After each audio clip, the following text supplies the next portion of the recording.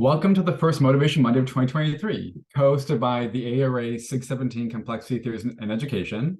Happy New Year! My name is Joey Eisman, and I'm a third-year doctoral student at Temple University, studying actually under one of our panelists, Dr. Avi Kaplan. Hi, I'm co-hosting tonight, and my name is Al Lee, and I'm a fifth-year doctoral student at Michigan State University. Nice to see everyone. Pleasure. So Motivation Monday is hosted by us, the Graduate Student Committee of ARA's Motivation Education SIG, and we offer this programming as a way to disseminate and share ideas and strategies for conducting educational research. This year, we're continuing our Motivation Monday format from last year by hosting a panel of scholars and practitioners in our field to discuss important topics like this one today. Our wonderful graduate student leaders have organized a series of live panels, that's right, live, not recording anymore, and discussions each month. So make sure to keep coming back. But if you are watching the recording, we understand too. Hello, recording people. So tonight we're really excited to have an amazing group of scholars here with us to discuss complexity theories and how they use complexity theories in motivation and education research. They'll be sharing their work with us, and then we will also be having sort of an interactive chat at the end of today's panel. So we're going to start with some introductions. I'm happy to introduce Dr. Avi Kaplan. He is a professor of educational psychology at the College of Education and Human Development at Temple University in Philadelphia. Go Eagles! His research is focused on motivation and identity, with a particular interest in the role of the environment in these processes. His recent research involves the application of the complex dynamic systems approach to identity and motivation, and the use of collaborative design-based interventions for promoting motivation and identity exploration around educational content. Dr. Kaplan has worked with Dr. Joanna Garner, who's also one of our panelists on the call tonight, to develop the dynamic systems model of role identity, or the DSMRI, as the cool kids like to call it. Only the coolest. Dr. Christine Bay is an associate professor of Foundations of Education at Virginia Commonwealth University.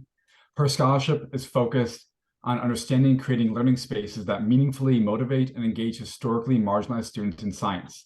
Dr. Bay's recent research with her team in VCU's Discourse and Learning Lab examines the interaction of person and context factors and involves classroom teachers as partners to develop discourse practices that support youth participation in science talk and turn, deeper understanding, excuse me. Next up, we have Dr. Gwen Marchand. She is a professor of educational psychology and also the Associate Dean of Research and Sponsored Projects at the College of Education at the University of Nevada, Las Vegas. Her scholarship applies complexity and mixed methods research approaches to investigate academic motivation and engagement in classroom systems, with a focus on student mobility and also collaborative team processes. Dr. Marchand engages in interdisciplinary research and research practice partnerships as foundational elements of her work, notably her work on the MPLANS project.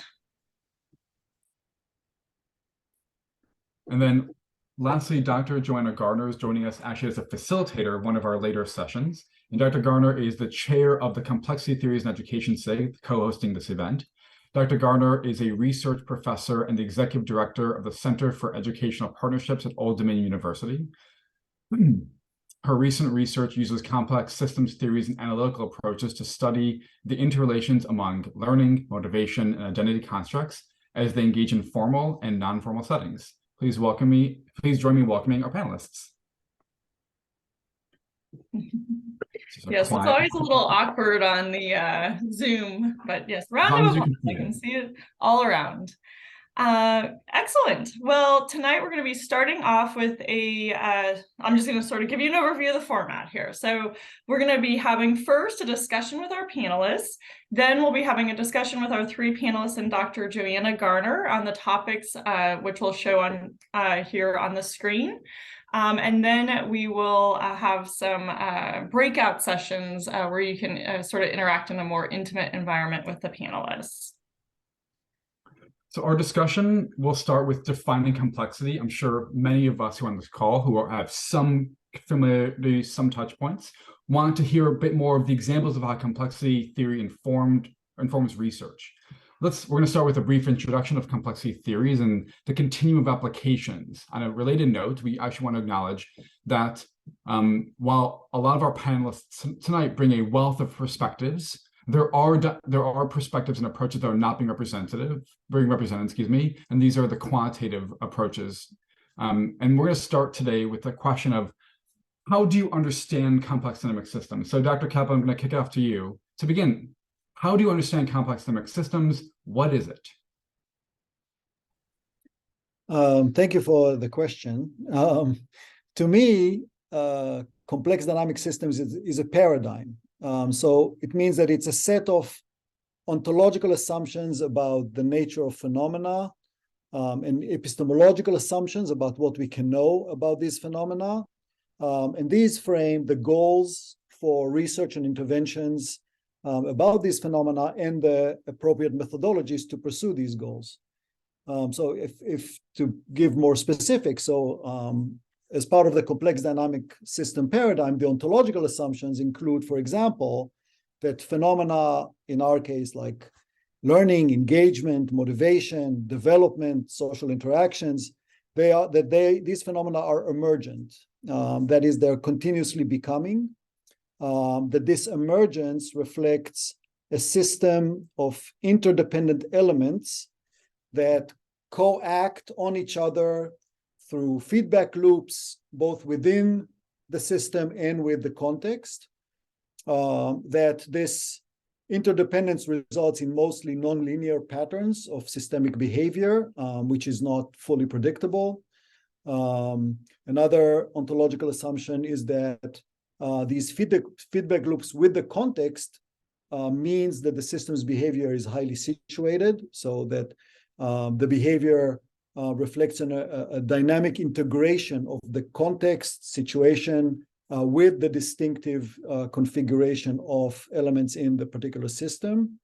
But another ontological assumption is that with all this complexity and dynamism and not fully predictable behavior, there is an assumption that systems of a particular type behave according to similar principles, that they have certain boundary conditions and that they tend to gravitate towards particular stable states and away from unstable states, which leads to the epistemological assumptions that we can know that these principles are knowable, and we can know the elements that constitute the system, the relationships, the feedback loops among them and within the context, the boundaries of the system's behavior, the phases that the behavior can go through, and the landscape of stable and unstable states that system can gravitate towards or away from. Another epistemological assumption in this paradigm is that it's impossible to understand the system behavior, it's impossible to reduce the system behavior to any one of its elements. Or to a particular feature of the context. The interdependence among the system's elements means that to study it, you need to study it as a whole. And by the same logic, that the primary unit of analysis of an investigation to know, to learn about the system, needs to be the system itself. So, for example, it would be misleading to study principles of a system's behavior by averaging across systems and contexts. And correspondingly to these ontological and epistemological assumptions, we have the purpose of research about these phenomena is to build knowledge about these principles, about their boundary conditions of the systems, their phases, the landscape of their states. Not every study can do all of this, but each study can assume a goal that focuses on an aspect of this body of knowledge. And as for the methods or methodologies, they need to generate data that allow to capture the behavior of this system at the unit of analysis of the system and its context. So in principle, that's my perspective at least, that the methodology to study such systems is to approach investigating each system as a case study, and then to generalize to theoretical understandings about principles by comparing and contrasting diverse cases of the same system.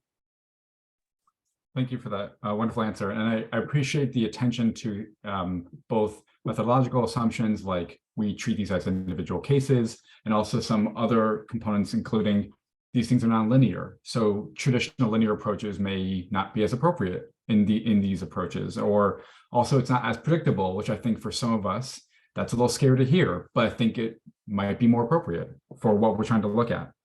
Thank you so much. Dr. Bay, same idea, same question. How do you understand complex dynamic systems, and what is it to you? Thanks, Joey. And I think Avi covered it in his definition and his overview. So I don't think I'll add more in terms of the ontological and epistemological principles. I agree that they're principles and it's a framework. Maybe I can provide a couple of examples briefly about what that looks like, what these principles look like in the context of a project that my team is working on. So in terms of systems and the boundaries around a system, one of the things that, and I appreciate you sharing our team systematic lit review, that was a beast of a literature base, science discourse in urban classrooms. There's so much literature that spans disciplines and frameworks and methodologies. But the systems, the boundaries that we try to study classroom science discourse is within quote unquote quote urban classrooms. So that's our system, and there are some boundaries from a belief standpoint about how knowledge exists. We believe there are some patterns that we can identify within this particular context.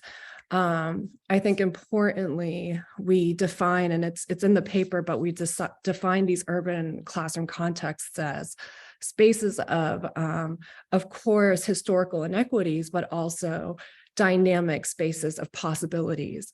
And so there are rich languages and cultures and identities.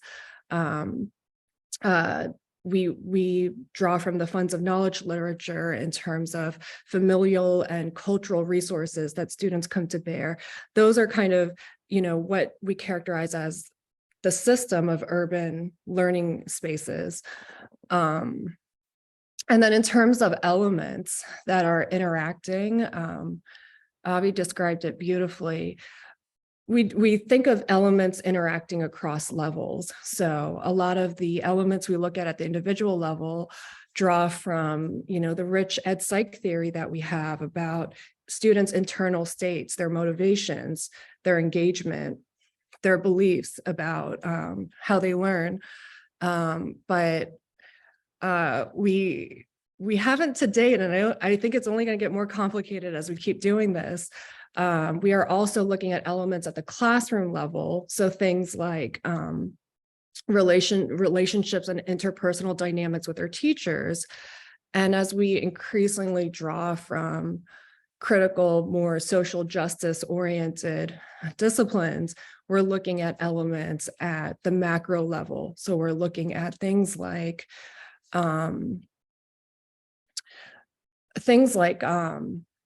norms in scientific practices,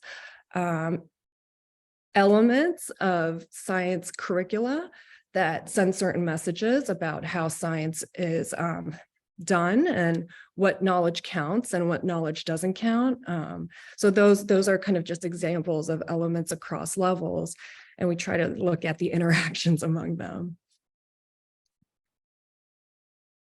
Thank you so much for the answer, and I appreciate you highlighting some of these components or some of the beliefs about complex dynamic systems using real-life examples, but also really identifying the value of drawing a boundary around a system. You can't include everything, we know that, and also the importance of how the components of the system have to interact.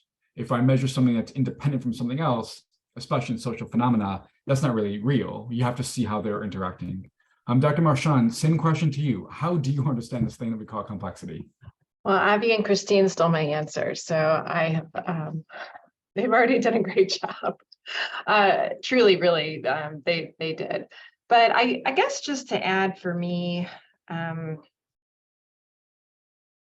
think the way that I understand complexity in my own work and the way that I've thought about it has changed quite a bit over the years. And I think this is an important part of this conversation is, I first approached it from a bioecological perspective when I was in graduate school and moved towards more of a dynamical systems and then more of a dynamic systems perspective as my own interests have changed. But what drew me to it and what I've really retained over the years consistently is an acknowledgement that complexity allows me to answer questions and ask questions that I can't do using more traditional linear frameworks, because complex systems can exhibit linear behaviors, so we can't pretend like they don't. But I think as someone who's very interested in change over time and the way that that change occurs in natural systems that exhibit the natural social systems that have really dynamic changing contexts and also individual changing processes that are unfolding together over time.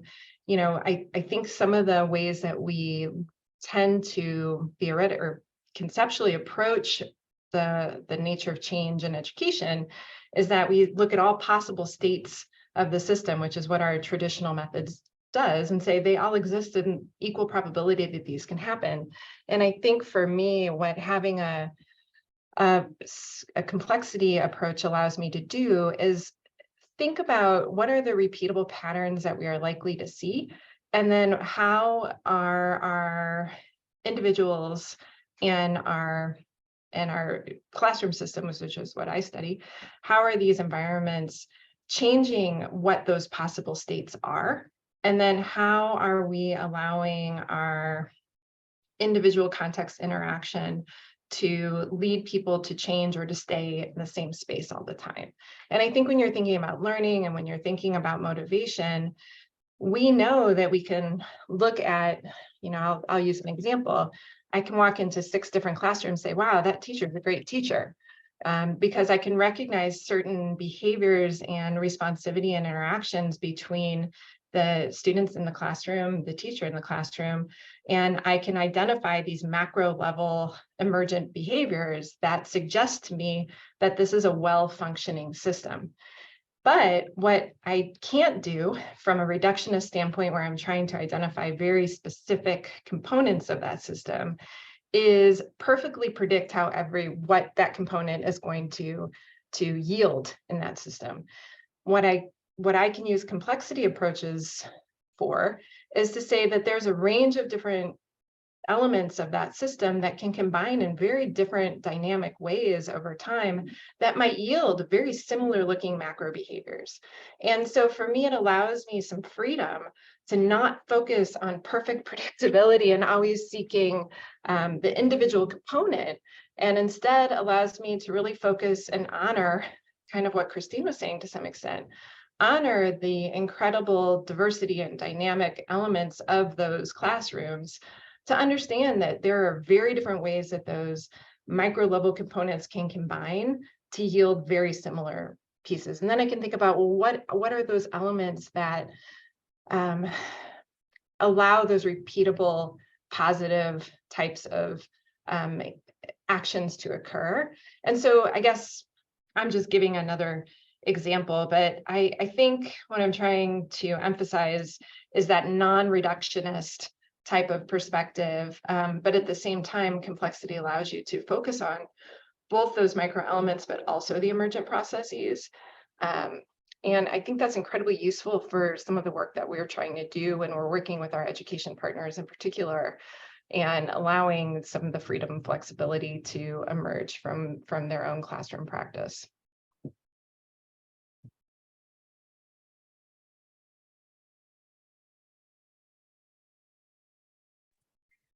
Great. Oh my gosh. Yeah, this is already a very rich discussion. So thank you so much for your contributions. So I'm going to sort of go to our next question, and what we're interested in hearing about, and sort of, also taking into account all the great examples and everything you just shared, but really wanted to dive a little bit more deeply into your own work and how much do you sort of use complexity to inform your current thinking and research. And so if we were thinking about complexity on a continuum, from one end being it's a touch point, you think about it a little bit, but it's not sort of in all of your work. And then at the opposite end of the continuum would be, complexities informing all of the theorizing you're doing, the methods you're using, how you're interacting with practitioners when you're collecting data and having conversations with them. So, wanted to get a sense of sort of where would you place yourself on this linear continuum, which we don't want to hear about in a complexity panel. But we're going to make you do that. So where would you sort of place yourself on this continuum? And then why would you place yourself there? And so I'll have, we'll just go in the same order. So I'll have Avi speak to this first. So I think I would say that in the past decade, it started, of course, before, but it's starting about 2010, the complexity paradigm has pretty much informs all my thinking in research and in practice. And by practice, I mean decision-making and actions in roles other than doing research, like in leadership roles, in counseling and consulting, in teaching, even in parenting. So these assumptions that I described, ontological assumptions and also epistemological assumptions, which keeps me humble, informs my work. And increasingly, which is somewhat of a problem, makes me not a little critical of the more traditional approaches. So what's happening, I see in myself this complex dynamic system of my identity and motivation and actions shifting and emerging as I interact with the context within which I work and live. And so I use the same paradigm in order to explore my own identity and make decisions and act. Mm-hmm. Yeah, and how your identity is influencing the identity of the others that you're interacting with through research. Great. All right, let's turn to Christine. Where would you place yourself on this continuum? So if, I mean, at the risk of just looking like an imposter, I would say that probably at the end where it's like more of the light touch. Honestly, I got into complex systems theory when Gwen and John's article came out in 2018 in Educational Psychologist, and I read it and I was like, oh my gosh, I've been really looking for ed psychologists to put out something like this, like the call to action to stop modeling everything as linear and kind of universal. And I've been reading Avi's and Joanna's work since then too. And I remember when I started my project, it started in 2019. My incoming doc students, Lauren's here and others, I handed them that ed psychologist paper and I said, this is the framework we're using, read it, digest it. And since then, I think that the spirit of complex systems theory is still very much guiding our work. But on a more practical level, what we've been doing is in terms of a framework, we've been merging kind of your more traditional ed psych theories with critical theories. And then I think in doing that work, we are doing a lot of the things that align with a complex systems framework. But that's how I would characterize where I am. Mm-hmm. I'm just going to ask you one quick follow-up, if you don't mind, Christine. How do you see critical frameworks in complex complexity to, work together? I mean, I think it's the things that Avi and Gwen said, is that, especially in context and with student populations that have been historically marginalized, not focused on, and that in some cases we don't know much about. I think complexity theory opens us up to understand, okay, like, so for example, within a system, within the urban education context, we still want, like in my project, we still want students to learn science. That's the ultimate like macro thing that we want kids to get to. And more specifically in my project, we want kids to talk science. So that the underlying assumption or belief is that could happen in any classroom across our country. But why is it not happening? Why are these opportunities for discourse and science learning, achievement, and all the ways you measure it at large not happening in urban contexts? That's when we can start looking at the patterns among the elements, right? Like whatever patterns and elements we've identified in these non-typically urban contexts, maybe they're acting differently, or maybe there's something else that we should be tapping into. And based on some of this literature in science ed, but also literature in urban ed, there's a lot of scholars who are saying, well, the norms of how we do things are exclusionary. It's exclusionary in terms of allowing kids to talk the way they want to talk and talk about the things they want to talk about. And so what do the elements of student to student talk look like in this context? But ultimately, and then how do all these elements work together to get them to talk science and deeply learn science? I'd say that's how it manifests. Great, thank you. Thanks for doing a follow-up for me. All right, let's turn to Gwen. Yeah, how would you place yourself on this continuum? I think I'm somewhere closer to the it's everywhere type of view, but not. I've been thinking, I applied to my PhD program because it was actually a system science program, and it mirrored the way that I conceptually oriented towards the world and what I wanted to understand.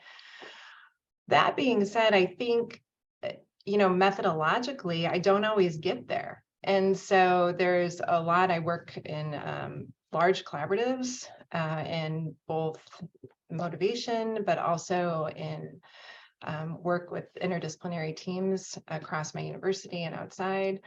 And, I definitely take the approach that this is a complementary approach. So although I may conceptually frame my work with complexity ideas and I call for alignment, I don't always get there. And I'm actually okay with that, because I think what I found is that oftentimes there is some kind of, there's some questions that are framed by my research teams and my partners that are best answered by more traditional methods. And then we can also take a different perspective and try to understand what we're looking at in different ways to allow us to expand those questions. And in those cases, I feel more comfortable and happier when we're using methods that align more closely with a complexity framework.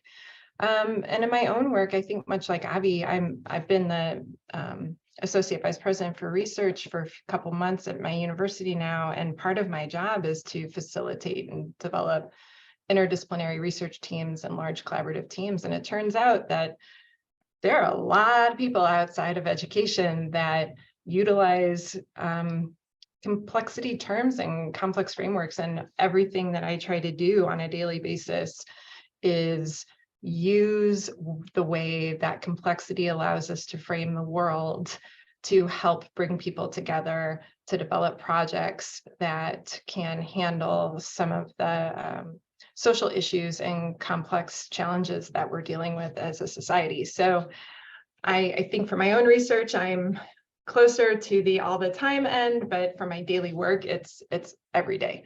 So there's that.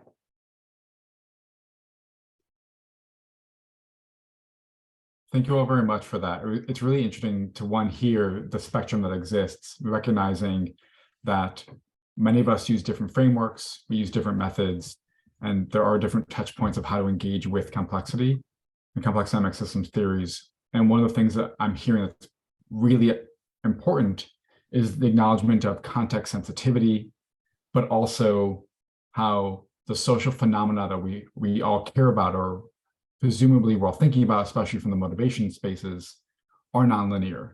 They exist in these dynamics. They're evolving, and the components and the relationships that exist inside of those dynamics and those systems, I think, are something to behold. And oftentimes they get pushed aside in favor of more traditional linear approaches. So thank you all for that. We've heard a lot then about what is it, where do you sit with it, but we have yet to hear a lot of some touch points, but a lot of the specifics of how do you really use it. So we would love to hear examples, like little case studies of how have you used complexity in your research and how has it actually influenced your work. Dr. Kaplan, I'm going to turn back to you.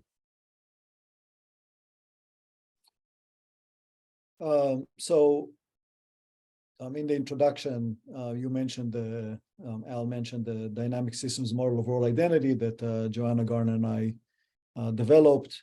It's a complex dynamic system model of identity, motivation, decision-making, and action. And as part of the system, it integrates many of the constructs that many here might be familiar with from the motivational literature. And these are the elements in the complex dynamic system in the model to explain why a person or a team act the way they do. And we also developed a set of design principles to design activities and environments and contexts to promote, perturb the system and promote desirable processes in people's identity and motivation. So the example that I would share, I'm using this model currently in all my projects.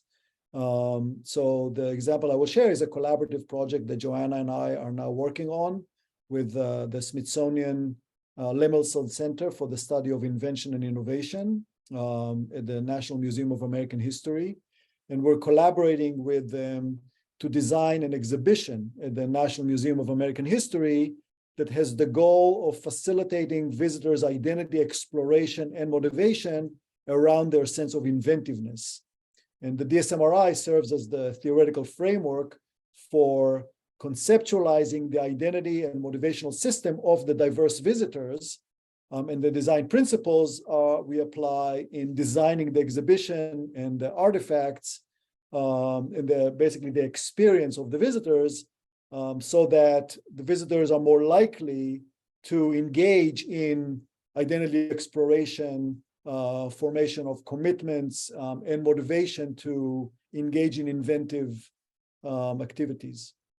And that has been a fascinating project. Part of what also happened in that project is that our own identities and the identities of our collaborators, so the curators and the historians, our interaction have perturbed all of ours identities, and we are all engaging in identity exploration and shifting of in non-linear ways of how we understand what we do, why we do it, and how we do it. So this is an example of how the same theoretical framework is used both for research, and what we're doing is we're engaging in researching with participants from target populations that the Smithsonian is particularly interested in simulation of their visitor role identity to inform the design of this exhibition. And part of what we are also doing is in our own meetings, we're exploring our own identity as an individual and as a collective. So the same theoretical framework applies to all of this. Thank you very much. Since you're here on the call, Dr. Garner, do you want to add anything about that project or what's going on there?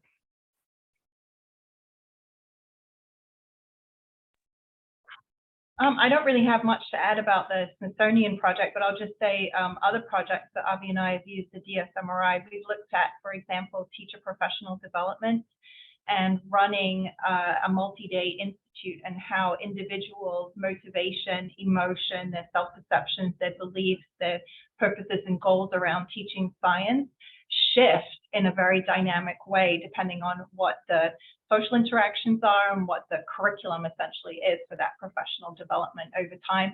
We're also working on 2 separate projects that involve social studies education and social studies professional development, where we're using the DSMRI and essentially using modeling professional development as a perturbation to the identity system. So, I mean, there's many other applications, but those are just some of the other sort of current projects that we're using the DSMRI for. Thank you so much. And I'll just say, as someone who's been using the DSMRI and on some of those projects, it's really fun to see how these things emerge and how they tell a story that may get lost when you do things like averaging data across time. So thank you so much. Dr. Bay, what can you give us like a little case study of how you've been using complex dynamic systems theories?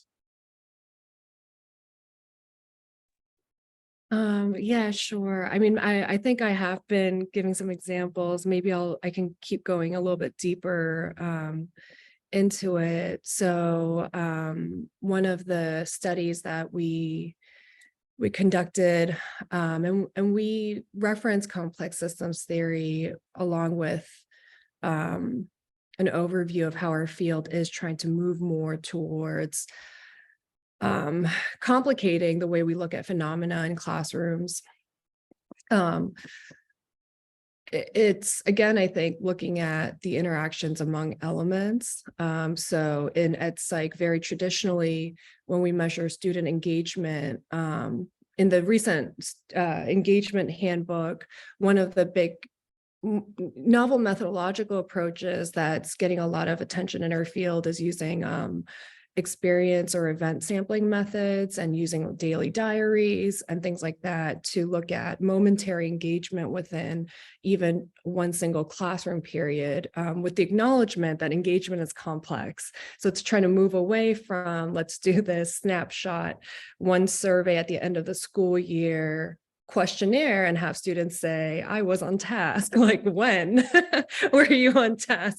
The entire year? And we know, anyone who does classroom research, you know that you follow any single student, it ebbs and flows even within 50 minutes. So you know, that's a move. But when we apply kind of the principles of complex systems theory, we're thinking about things not just like, how does engagement, so for example, behavioral engagement, staying on task, how does it ebb and flow within a class period? We're also thinking about things at a different level, like I'll just jump to the macro level. You know, sometimes, particularly in classrooms where we're serving historically marginalized students, teachers may unintentionally be applying cultural scripts of on-task behavior that prioritize conformity over learning and sense making, or be misinterpreting a student's behavior as not on task when they actually may be engaging in sense making about science ideas. So those are elements, like what are norms and assumptions and reasons that students are engaged, quote unquote, or not. And from a critical perspective, there's also thinking about from a more socio-cultural perspective. And I saw a question in the chat, you know, like, when you look at urban context, can you also look at culture? Absolutely. But like, culture where? Culture at the classroom level, classroom culture in a science, like, what's the culture of learning science in a classroom? What's the culture of that students are bringing in from their homes and neighborhoods, and then like, et cetera, et cetera. But absolutely looking at culture is important. Yeah, so from the sociocultural, more macro level, what are elements operating there that helps us to think about engagement in a more complex way? Thank you. I appreciate the inclusion also of issues like those control parameters, things that are constraining all the actions and behaviors of the individuals, if it's, depending on what level of the system you're at. And I also really appreciate you including and discussing things like event or experience sampling methods, because we know that one of the nice features of complex dynamic systems theories is it often recruits the issues of time. Time is not independent. And I think that often is something that we may not look at in normal traditional linear approaches. Dr. Marchand, what's a case for you? Well, I'm going to talk a little bit more about this throughout. So I'll talk about our MPLANS project, which is not, it's interesting because it definitely has, it's a good example of one that brings kind of traditional methods and also allows for us to take a complexity perspective and use more complexity-like models in understanding our phenomena. So the MPLANS project is a classroom design and development project, and it's a co-design project with multiple organizations, Lisa Lindenbrink Garcia, Jen Schmidt at MSU, and Al and Lauren all work on that project. And we also have Christopher Harris at WestEd.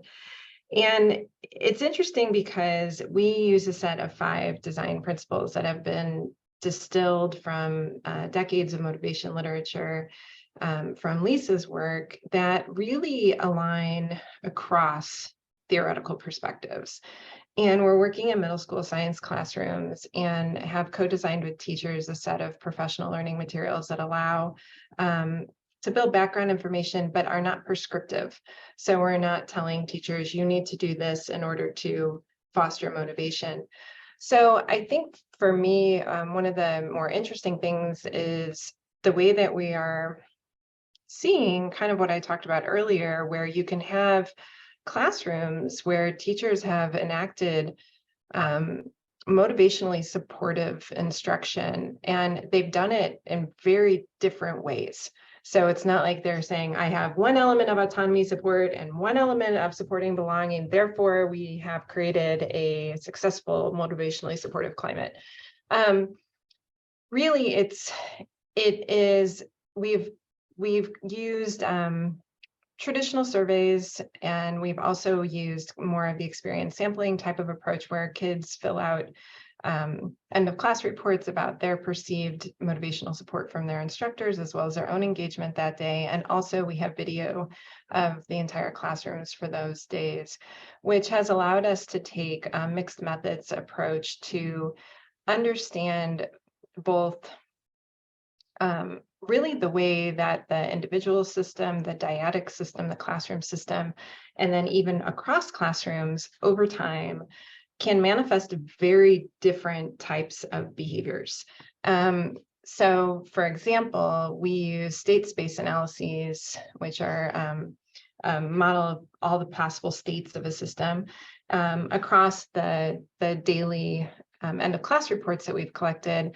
And we can look at teachers' perceptions of their students' engagement that day, students' self-report of their perception that day, and we can look to see, okay, within a day, within a class, what are the repeatable patterns that classroom, what are the behaviors that we are seeing within an individual classroom? We can look at that across teachers that are teaching the, ostensibly the same curriculum, but maybe manifesting it in really different ways that might co-plan together, but use different motivational supports within their classrooms. We can then look at within a teacher over time, how are we able to identify repeatable patterns and think about how their instruction changes, and if we see a shift to maybe a new engagement state over time. And then we can use our qualitative data to think more deeply about what's happening in that classroom in that day. So even a moment-to-moment description where you can see small shifts in student responses to actions. You can look at, depending on what's happening in the classroom that day, depending on what the nature of the task is, what the science content is. It allows us to see and map variation and stability over time, and we can do that at different levels to look to see if there is a discernible shift in the way that teachers have viewed their role and enacted that role with their particular students. So I think for me, it's an interesting element because we are using and answering some questions in very traditional, using methods that we traditionally use in EdPsych, and we are also using some answering some questions that are very complexity oriented and grounded in complexity perspectives and complexity methods to answer very different questions. And so I think it's a good example of something that it hits on kind of what I think a lot of us face and motivation in EdPsych. No, not a theory of everything. Sorry, answering. It's a big critique, right? So I don't know when we're answering questions in the chat, so. Yes, yeah, no, it is a risk of, when you hear, folks saying, well, I use it, in all aspects of my life, it can sort of smack of a theory of everything. But yeah, that's really interesting. Thanks for sharing the examples of how you are all sort of using this in different ways in your work, and then also speaking to the complexity of working on big collaborative projects with lots of different folks. Yes, it's a good thing to think through, I think. So thank you for sharing those examples. All right, so we, Joey and I were just sort of messaging in the chat to figure out how much time should we give you all in these breakout sessions. And I think we're going to plan on 10 to 15 minutes, but I might have, because, we technically posted this to 8:30, but I don't want to necessarily keep everyone that long. So I'm going to just make sure I can see everyone. And if I could just do a quick thumbs up on if you want to do 10, if you're okay doing 10 minutes in the breakout rooms, and then coming back, we're going to do a 5-minute closeout. So if we go a little over 8 o'clock. Is that like a thumbs up? Everyone's okay with that? Okay, I see Jeff and Gwen. Awesome. All right, so we'll go ahead and there's going to be 4 breakout rooms. So you can sort of choose who you want to spend a little bit more time speaking with. And we'll do 10 minutes in there. And then I did want to just mention that Dr. Joanna Garner is the chair of the Complexity SIG for AERA. And so she really does have a lot of, I think what would be very useful information for everyone. All right, so it looks like the rooms are open, and so you can go ahead and choose which researcher you want to go with, and then we'll call you back here in about 10 minutes.